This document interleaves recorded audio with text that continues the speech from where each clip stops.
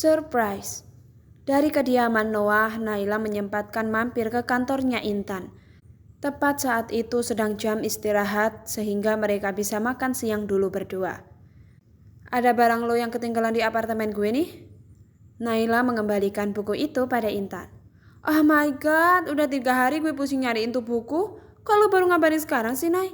Gue udah sampai beli yang baru loh. Celoteh Intan.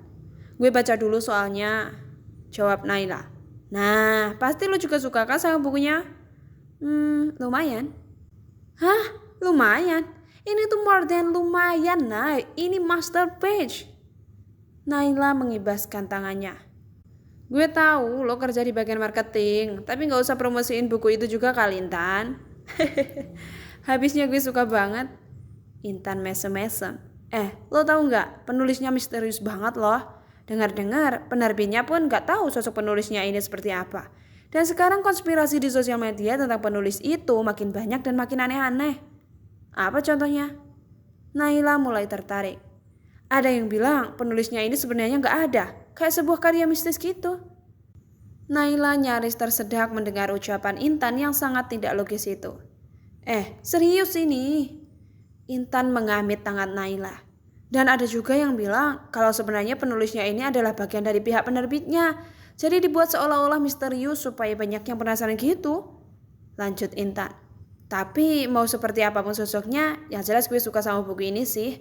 Oh iya, lo kan udah baca sampai habis nih. Menurut lo penulisnya cewek apa cowok? Naila mengangkat bahu. Masa lo gak ada feeling sih, Nay? Gue gak bisa main nebak-nebak kayak gitu, Tan. Hoki gue kurang. Gak seru lo ah. Padahal mau gue ajak berkonspirasi bareng. Sungut Intan. Naila bukannya tidak mau membahas tentang itu lebih panjang bersama Intan. Ia hanya takut keceplosan. Setelah 8 hari datang bulan, akhirnya Naila bisa mandi bersih. Naila merasa senang sekali dan berniat untuk memberi kejutan kecil untuk Atlas. Maka malam itu, menunggu Atlas pulang kerja, Naila pun menghias kamar tidurnya, memasang aromaterapi di beberapa titik dan lampu yang dibuat temaram supaya menambah kesan romantis. Tak lupa pula Naila dandan yang cantik dan memakai lingerie merah nan seksi sesuai saran dari Mbak Lia. Naila memang bersemangat sekali malam itu, ia ingin punya anak, yang entah kenapa setelah menikah, keinginan itu jadi semakin besar dalam dirinya. Naila merasa rumah tangga kecilnya bersama Atlas akan terasa lebih indah jika ada seorang bayi yang melengkapi mereka. Tadi pagi sebelum berangkat bekerja, Atlas sudah memberitahu Naila bahwa ia tidak akan pulang larut malam. Selambat-lambatnya pukul 8 sudah bisa pulang ke apartemen. Maka sebelum pukul 8 Naila sudah standby di sofa ruang tamu. Begitu pintu dibuka, Naila langsung berdiri dengan membuat pose yang menggoda, menopang sebelah tangannya di rak kaca sambil berseru, "Surprise!" Bukannya terlonjak kaget, Atlas malah melongo mematung beberapa saat. Dan 2 detik setelah itu muncul 2 sosok laki-laki di balik punggungnya, Billy dan Fatir. Naila yang jadinya berteriak kaget dan langsung lari bersembunyi di balik sofa. Sementara Billy dan Fatir yang tadinya sempat mematung juga, spontan tertawa begitu melihat Naila lari terbirit-birit. Billy memegangi perutnya yang terasa kram karena tertawa. Kirain Atlas booking cewek dari mana? Tahu-taunya Naila. Mana posenya kayak gak makan 3 hari lagi? Miring banget palanya. Fatir menimpali dengan tawa yang lebih keras. Atlas melotot pada Billy dan Fatir yang membuat kedua laki-laki itu terasa membungkam tawanya sendiri.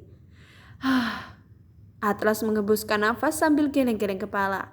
Sama seperti Billy dan Fatir, sebenarnya Atlas saat itu juga terkejut dan merasa Naila begitu lucu, tapi ia berusaha menahan tawanya karena tidak ingin membuat Naila tambah malu.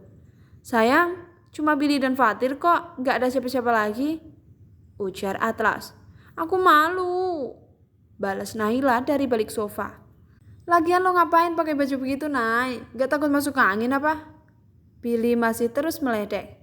Itu namanya menyenangkan suami, lo jomblo gak bakal paham. Atlas menempeleng tipis kepala Billy, kemudian membuka jasnya dan memasang pada Naila yang masih bersembunyi di balik sofa itu. Sayang, tampal dulu mulutnya si Billy tuh, dia ngeledekin terus. Rengek Naila. Gak usah ditanggepin, jomblo emang suka gitu. balas Atlas. Kamu juga sih, kenapa nggak ngasih tahu dulu kalau ngajak Billy dan Fatir ke sini? Kan aku jadi malu. Naila mencubit Atlas kemudian berlalu masuk kamar. Nay, bikinin kopi buat kita dulu kali, seru Fatir. Bikin aja sendiri, sahut Naila. Kemudian wanita itu benar-benar lenyap di balik pintu kamar. Naila segesrek itu kalau di rumah ya Atlas, ujar Fatir sambil menyandarkan punggungnya di sofa. Tapi Naila hot juga ya ternyata, timpal Billy. Bill, jangan sampai gue cabein lo mulut lo, kecam Atlas. Bercanda Atlas. Billy nyengir. Kalau gitu gue sama Billy balik aja deh Atlas, ujar Fatir kemudian. Hah, kok balik sih Tir? Kan kita baru aja datang, belum juga makan, belum juga minum apa-apa, protes Billy. Giliran Fatir yang menempelin kepala Billy. Lo emang gak peka banget sih Bill, itu Atlas sama Naila mau ngelakuin ritual malam Jumat, semprot Fatir. Lo mau ngapain emang di sini? Mau jadi satpam? Billy tersenyum kecut. Lagian lo juga Atlas, udah tahu malam Jumat malah ngajakin kita ke sini. Billy malah menyalahkan Atlas. Atlas menggaruk-garuk kepalanya. Ia sebenarnya juga tidak menduga jika Naila tadi, karena ia pikir Naila sedang datang bulan, makanya Atlas mengajak Billy dan Fatir ke sana. Atlas minum dulu gak sih? Di kulkas gue ada minuman dingin kok. Atlas berbahasa basi pada tamunya itu. Gak usah, gue gak mau diamuk Naila. Next time aja kita nongkrong dan next time lo harus kabarin bini lo dulu, balas Fatir. Atau nongkrong di luar aja gimana? Gak ada nongkrong-nongkrong di luar ya? Terdengar Naila berseru, ternyata ia masih menguping dari balik pintu. Gak sekarang Nay, tapi nanti-nanti, Billy membalas seruan Naila. Mau nanti mau sekarang pokoknya gak boleh. Lo aja yang nongkrong sendiri, gak usah ajak-ajak suami gue. Billy bergidik. Widih, galak banget. Kucing garong ketemu Naila pasti bakal sungkan. Ya udah deh, gue cabut. Yuk Tir. Atlas mengantarkan teman-temannya itu sampai pintu. Setelah itu barulah Atlas menemui Naila ke kamar. Naila, bruk. Naila melemparkan bantal ke Atlas. Aku kesel deh sama kamu. Atlas menumpahkan tawanya yang sudah ia tahan sedari tadi. Aku gak tahu deh harus gimana sekarang, tapi sumpah kamu tadi lucu banget. Gak lucu. Oke, gemes deh kalau gitu. Gak. Bantah Naila lagi. Seksi. Atlas menaikkan alisnya. Puk puk. Naila memukul Atlas dengan bantal lagi. Lain kali kalau mau bawa orang ke rumah itu bilang-bilang dulu. Iya maaf Nay. Kamu juga sih. Lain kali kalau mau ngegoda suami itu juga bilang-bilang dulu. Naila memanyunkan bibirnya. Udah capek-capek mikirin konsep buat bikin surprise malah fail. Makanya kamu gak usah sok-sokan niru aku bikin-bikin surprise galak. Kamu gak expert di bidang itu Naila. Atlas tertawa puas. Naila malu. Makan yuk, aku lapar, ajak Atlas kemudian. Wajah Naila masih masam. Males aku udah bad mood, kamu aja yang makan sendiri. Hei, gak boleh bad mood gitu sama suami. Ayo. Atlas menarik tangan Naila. Bentar. Naila melepaskan tangan Atlas. Atau mau aku gendong? Sabar Atlas, aku mau ganti baju dulu. Gak usah, pakai itu aja, aku suka. Ntar kalau ada yang datang lagi gimana? Gak ada sayang, ntar aku bikin pengumuman di depan pintu. Lagi manja-manja sama istri, jangan diganggu. Ucapan asal Atlas itu berhasil membuat bibir Naila tersenyum tipis. Ia pun menurut untuk menemani suaminya itu makan. Kamu gak makan? Tanya Atlas sambil melihat Naila hanya mengambil satu piring saja. Berat badan aku nambah 5 kilo, jadi aku mau diet, ngurangin makan berat di malam hari, terang Naila. Gak usah diet-diet lah, kayaknya kalau kamu gendut pun aku tetap suka, kan jadi gemoy, balas Atlas sambil menyuap makan malamnya. Gak usah gombal, tandas Naila. Lagian aku mau diet juga bukan karena alasan penampilan aja, tapi juga buat kesehatan. Atlas mengangguk-angguk. Ya udah, terserah kamu aja, senyamannya kamu aja. Tapi kalau kamu maksa aku buat ikutan diet juga, kayaknya aku gak bisa deh. Soalnya kamu masaknya enak terus. Naila tersenyum lagi. Bisa banget ya mujinya Pak Atlas. Naila mencubit pipi Atlas dengan gemas. Beberapa detik kemudian, ia memanyunkan bibirnya lagi. Tapi aku masih kepikiran soal Billy dan Fatir. Kira-kira mereka mikir apa ya soal aku? Pasti pada mikir kalau aku ganjen banget. Apalagi si Billy tuh. Pasti udah nyebar gosip kemana-mana. Gak apa-apalah, ganjen sama suami sendiri gak apa-apa. Kalau ganjen sama suami orang, pancing Naila sambil menaikkan alisnya 2 kali. Jangan macam-macam ya Naila. Atlas mendelik tajam. Naila tertawa melihat reaksi Atlas. By the way, kamu di tempat kerja pasti ada yang deketin ya kan?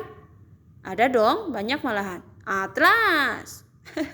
Panik kan? Makanya jangan suka mancing-mancing.